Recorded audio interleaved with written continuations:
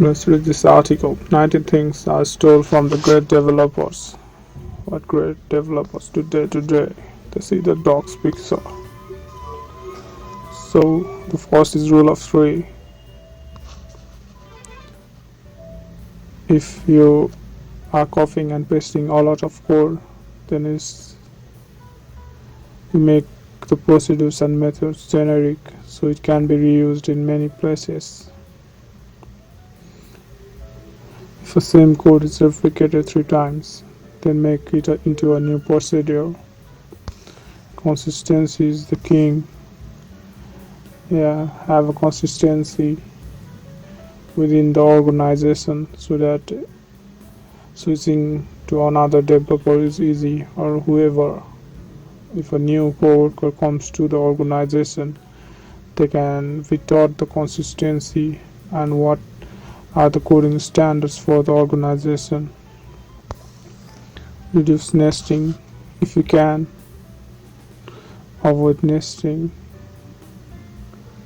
It will get messy and it will be difficult to read or understand what's going on if there is a lot of nesting.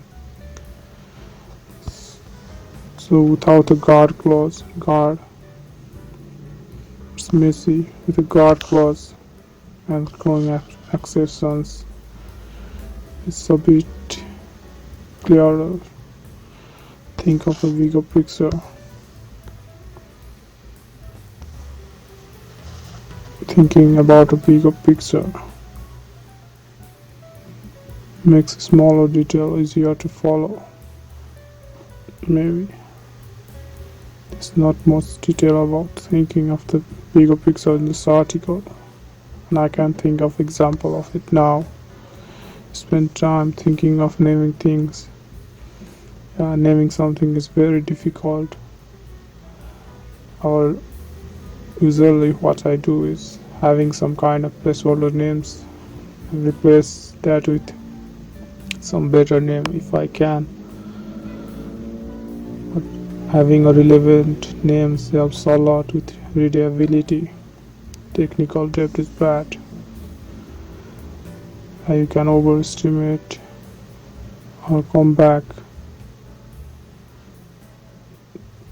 to the code again and again, but it's what gives the software developers paid, the technical debt. When you will just do the patchwork again and again and again and make it work, but that's bad. If it can be avoided, or if we know how to avoid that, it would be better. Sometimes choosing an easy solution might take longer, but we don't know about the future. Maybe that would be a best solution, maybe it wouldn't be. We don't know. Overestimate. We should overestimate about the time it takes to do the task, because there are unforeseen consequences, or some tasks may take longer time. So we can have a buffer to estimate what we are doing for now, or if we finish some tasks quickly, or if the project finishes before overestimate time, and it's better for the developer. But still we have to look at other things, such as if you are working for a client and if we overestimate, then the client might choose another developer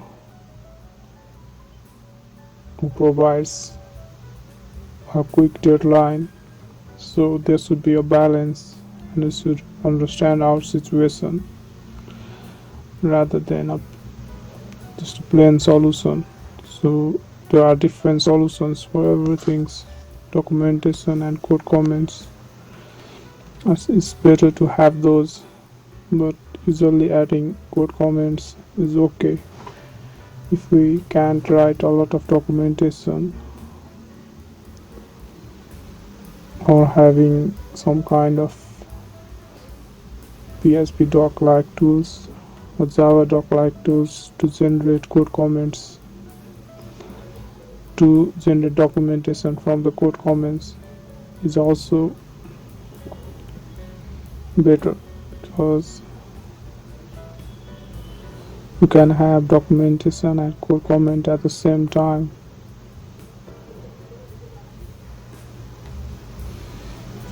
SEO documentation helps. It helps be confident about deleting bad code. Yeah, it's like some kind of sunk cost or something we hold dear because we have written the code. But usually people move on, and we should move on. And that's why there's a version control, and we can find that bad code if we searched for that rather than leaving them as a comment. Spend time on code reviews. Having the peers review the code helps because they can understand what you have written, and also they can give their ideas and they can understand what you have written. Write good tests. Yeah, as you gain experience, you will write good tests, and also it helps. Testing helps you. Spend time designing.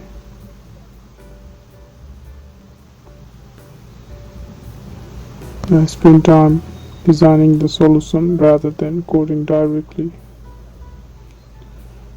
Focus on the fundamentals and not on the syntax. Fundamentals such as you can read a file in Python, and you can write a file in Python, and you can do same in C, PHP or other languages, because you know the fundamental that you can open a file, you can write a file, you can search for syntax on the Google, and you can make Google your best friends. These two are related. Focus on the fundamentals and making Google your best friend.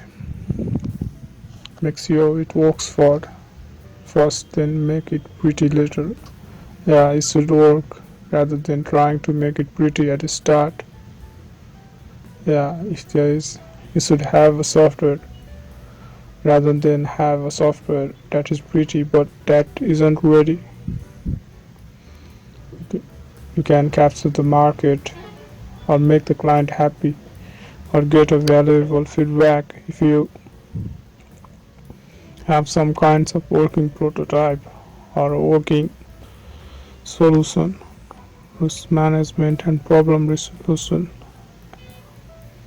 As you have experience asking questions, you can ask questions. It's just you can ask questions and get more understanding about the problem. But it's about balance.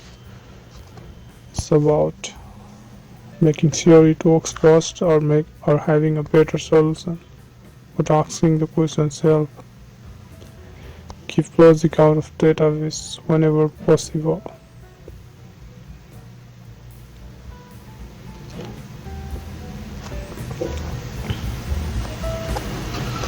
Inside, it's about your priority, what you are trying to do, how large is your application. But usually having database logic inside applications makes it easier to see the